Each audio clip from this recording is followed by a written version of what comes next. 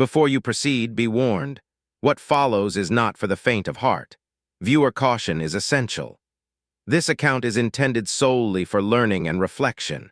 You are about to witness, word for word, the federal courtroom proceedings from the Sean Diddy Combs trial as meticulously chronicled by inner city press. Imagine yourself in a hushed federal chamber, every seat filled with journalists, tension so thick it's almost tangible. The bailiff's voice slices through the silence, summoning Samuel L. Jackson to the stand. He doesn't come to recite famous lines or bask in nostalgia. He arrives to shatter illusions surrounding two titans of black entertainment. Sean Diddy Combs, facing charges of orchestrating a criminal network of sexual exploitation and coercion, and Steve Harvey, the comedy magnate accused of perpetuating the silence that allowed it all to fester. Jackson's testimony will weave together Lori Harvey's contentious involvement with Diddy, a cascade of new lawsuits threatening Steve's legacy, and a legacy of intimidation that, according to Jackson, stretches back generations. The next 20 minutes will capture every tremor, from Jackson's first oath to the bombshell phone records, culminating in a covert surveillance video that detonates in the courtroom like a thunderclap. By the time the judge's gavel falls, careers, and perhaps liberty itself, hang by a thread. Samuel L. Jackson was never meant to set foot in this witness box. From the outset of the Combs-Harvey racketeering trial, the spectacle revolved around music moguls, security details, and a revolving door of wounded ex-lovers. But on the 8th day, a sealed subpoena, quietly requested by federal prosecutors, was revealed, compelling the man whose unmistakable voice has filled more theaters than any other. Reporters braced for a few anecdotes, maybe a brief comment on industry culture. Instead, they received a 45-minute blow-by-blow exposé that connected Steve Harvey's relentless social ascent, Diddy's unchecked power, and the systematic exploitation of young black women, all under the guise of mentorship. Jackson began by explaining the origins of his evidence, actual emails, direct messages, and texts. Decades ago, he promised his newborn daughter Zoe that he would never entrust her safety to the same Hollywood machine that peddles dreams and crushes spirits. That promise transformed him into a silent collector. He gathered rumors, archived screenshots, and assembled a private chronology of who did what to whom, and when, all to shield his own child from the predators cloaked in producer credits. In 2018, Jackson recounted, a Shaft-set assistant slipped him a USB stick after a late-night shoot in Brooklyn. On it, a brief audio clip of Steve Harvey coaching Lori in what Jackson called a high-value etiquette course, including the chilling advice, "Remember, a mogul isn't your boyfriend, he's your board of directors." Jackson filed it away, dismissing it as jaded fatherly wisdom. But a month later, another file surfaced, this time from a bad boy engineer. A kitchen video of Diddy dictating Lori's wardrobe, mocking Steve Harvey in the process. Recognizing a pattern he'd seen destroy countless Protege gays, Jackson began cataloging the evidence, cross-referencing it with travel records. He knew that if things ever turned violent, authorities would need more than rumors. So, on the stand, he delivered. One exhibit showed Harvey forwarding Diddy a non-disclosure agreement template labeled Lifestyle Partnership. Another revealed a voice note where Diddy referred to Lori as the green room retainer fee. Jackson read these aloud, his deep voice resonating, describing them as proof of parental neglect, professional predation, and the trafficking of influence, though he added people were trafficked too. The gallery gasped, even Judge Ramirez's brow arched. Meanwhile, Harvey, seated behind his lawyers, stared at the tabletop as if searching for an escape. Cross-examination only intensified the scrutiny. Defense attorney Whitcomb tried to paint Jackson as a disgruntled outsider, bitter over not signing with Bad Boy Films. Jackson chuckled, "Sir, I passed on that cameo because the script had me slap a 21-year-old intern. Turns out the director just made it real life." The jury laughed. The judge let it stand. When Whitcomb accused Jackson of parroting online gossip, Samuel produced one last shock, an encrypted signal chat where a senior Harvey aide boasted, "This Lori Puff connection will buy us another decade with the family man crowd." The courtroom fell silent, and the recess bell rang like a siren. After lunch, prosecutors asked Jackson to outline the 8-step grooming process he'd mentioned in interviews. He obliged, opening a battered notebook he called the Red Ledger, a habit dating back to Jurassic Park days. Step 1, access through admiration. An older gatekeeper singles out a promising youth, showering them with public praise, a living trophy. Step 2, co-branding, where admiration morphs into marketable intimacy. Matching outfits, joint appearances, Father's Day tributes.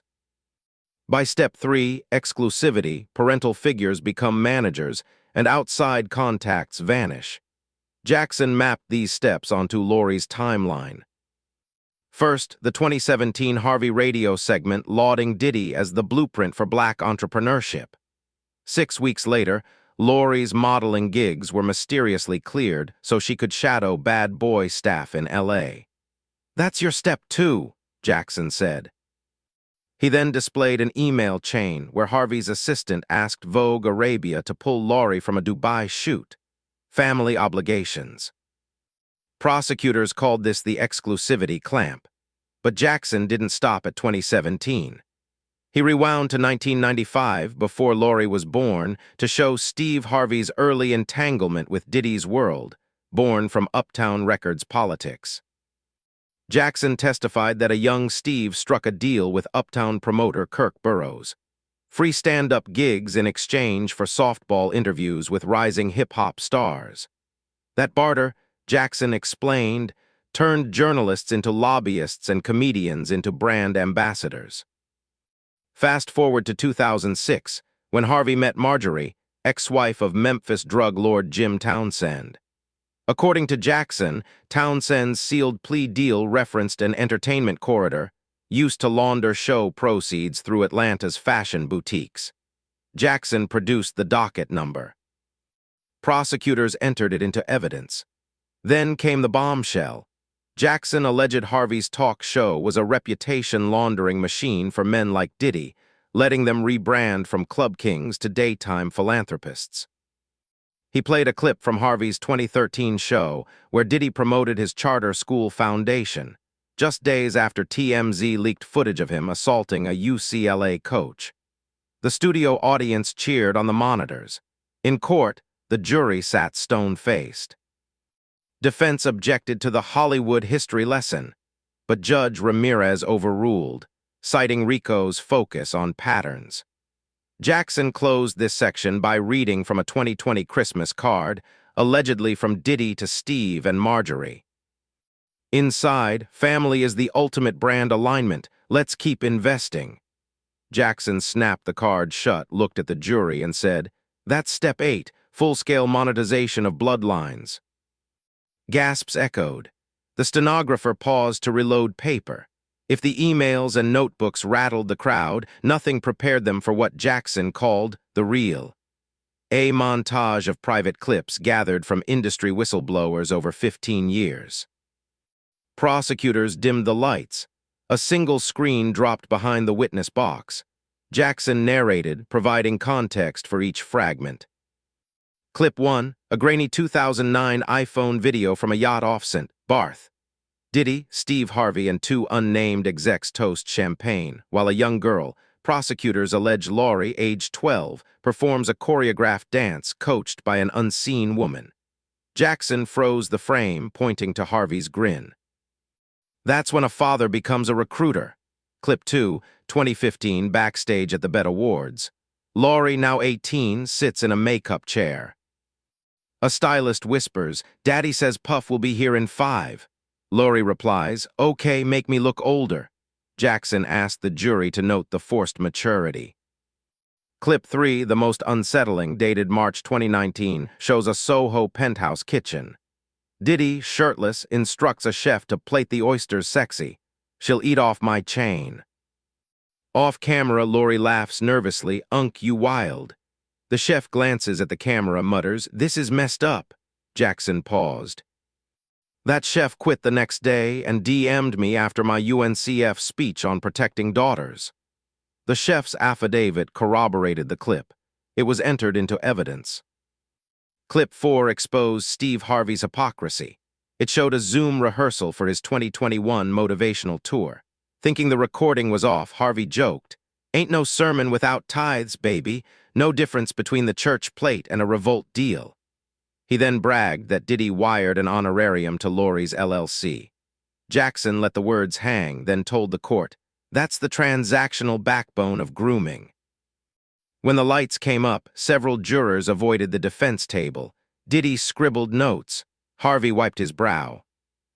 Prosecutors rested their audiovisual case, and Jackson delivered the coup de grace, a sworn statement from Zoe Jackson, filed under seal but summarized aloud, declaring her father's vigilance saved me from the pipeline that swallowed others. Defense tried to claim the videos were doctored.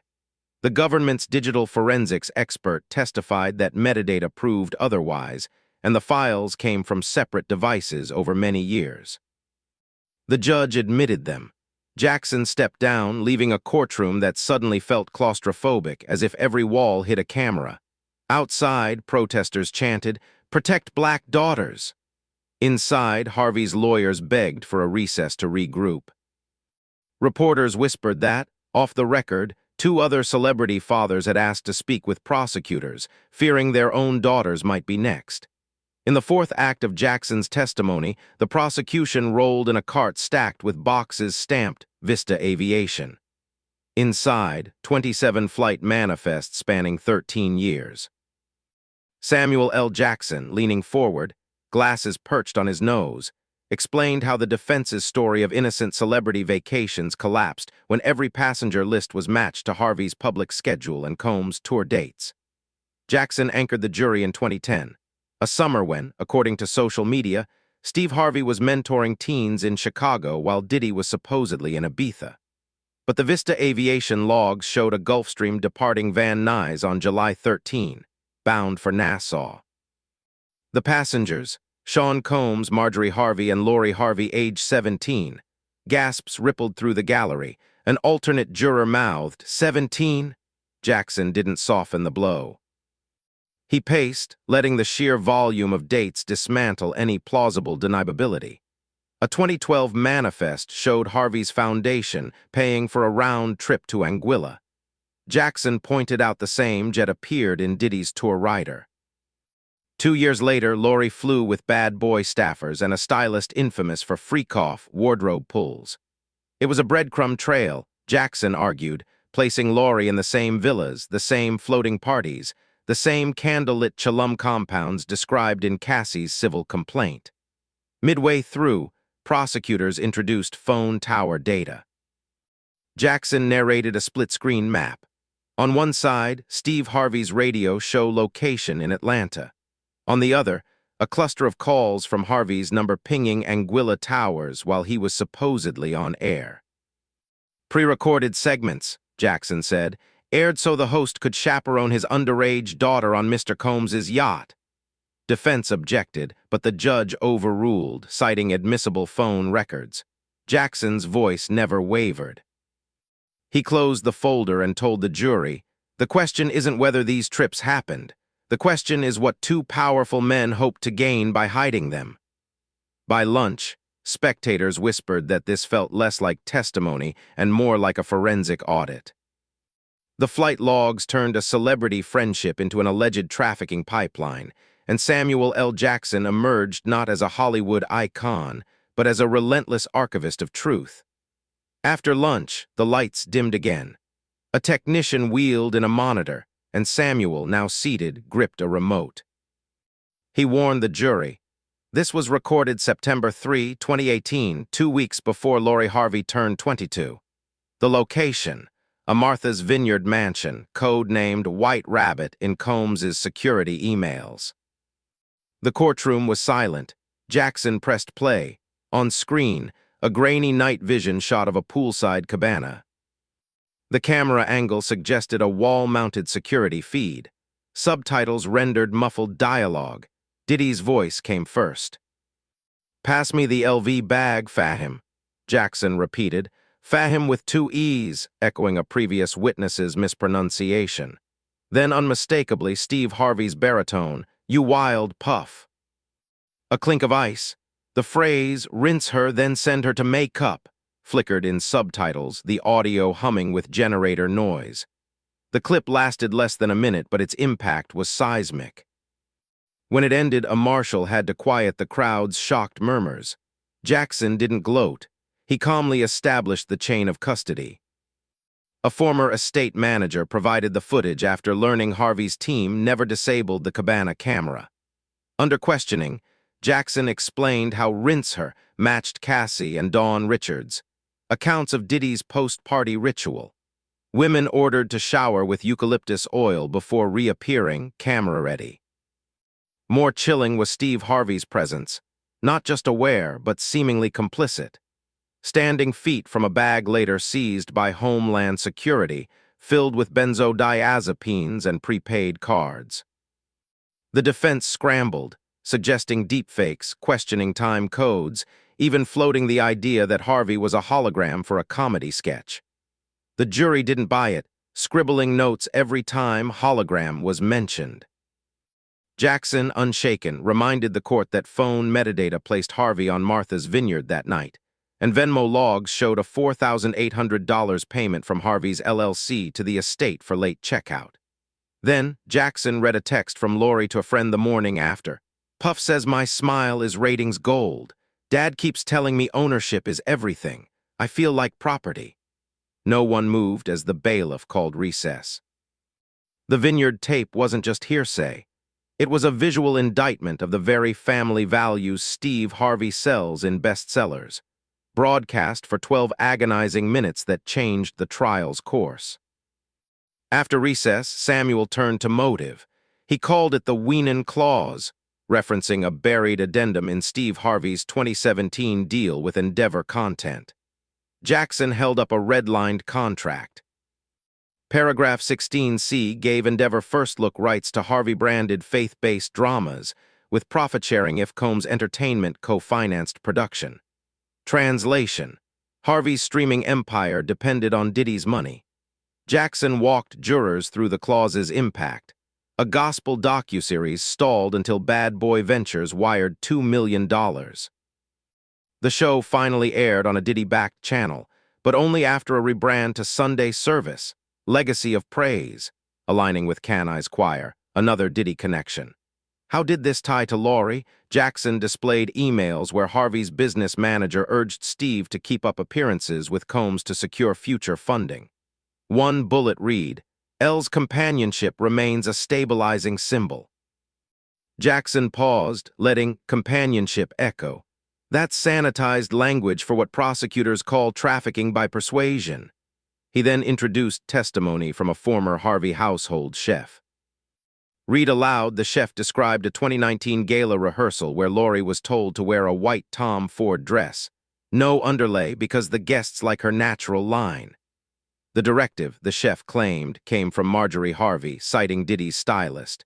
Defense objected, but Jackson countered. Relevance? We've shown Harvey's financial dependence on Combs. Now we show behavioral concessions at home. The judge allowed it, and Jackson summed up. The Weenan Clause created a pipeline where spiritual programming money flowed only if the Harvey brand stayed in Diddy's good graces. Good graces that allegedly required Lori's presence at Combs-curated events. Wrapping up, Samuel refocused on parenting. He referenced Steve Harvey's viral advice to fathers, protect your daughter, gate, contrasted with contracts that commodified his own child.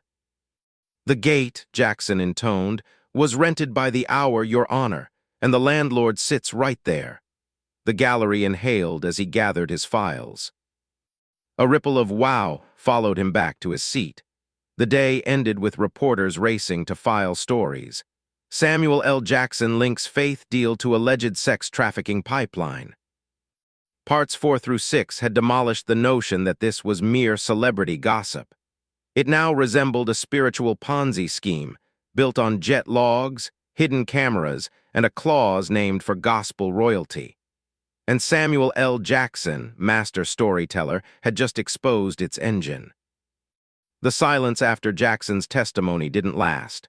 Brian Steele, Diddy's lead attorney, swaggered to the lectern, confident that style would trump substance. He attacked the messenger. "Mr. Jackson, you've played heroes for decades. Isn't this just another performance?"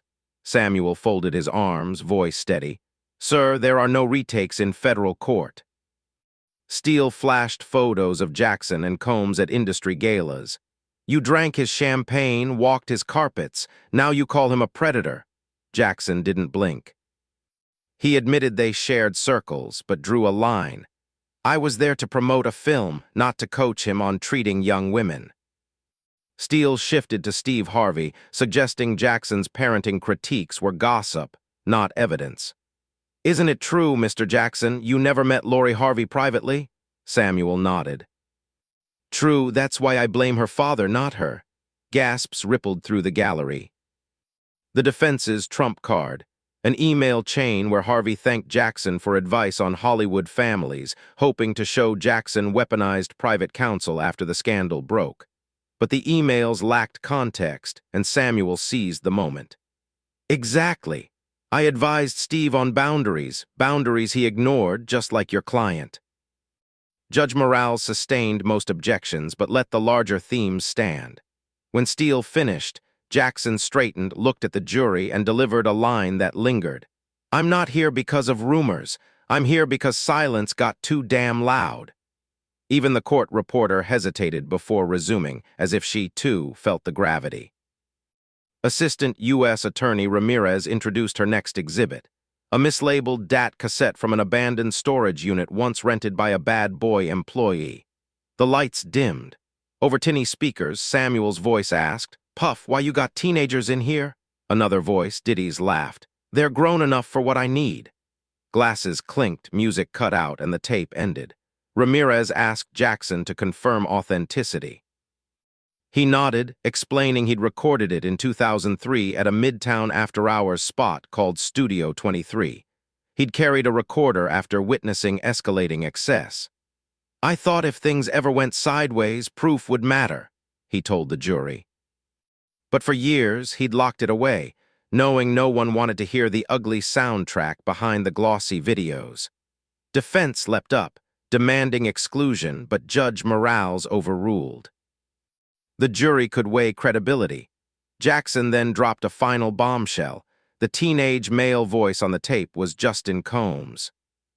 "That night, I realized the cycle was generational," he said, and Steve Harvey was about to feed his daughter into the same machine. The prosecution used the recording to show a pattern. Diddy cultivated younger companions, normalized boundary-free parties, and bought silence with perks. Jackson testified that after criticizing Harvey's parenting, industry gatekeepers tried to freeze him out.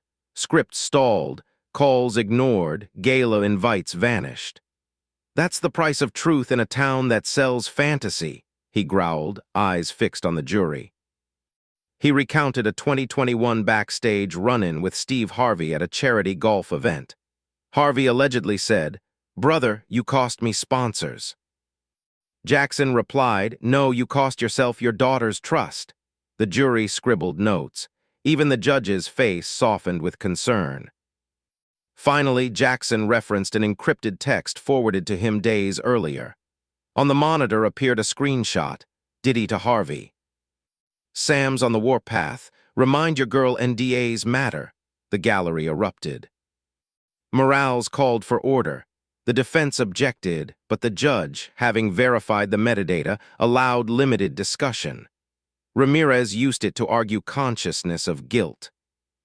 Not only did Diddy fear exposure, he enlisted Harvey to enforce silence.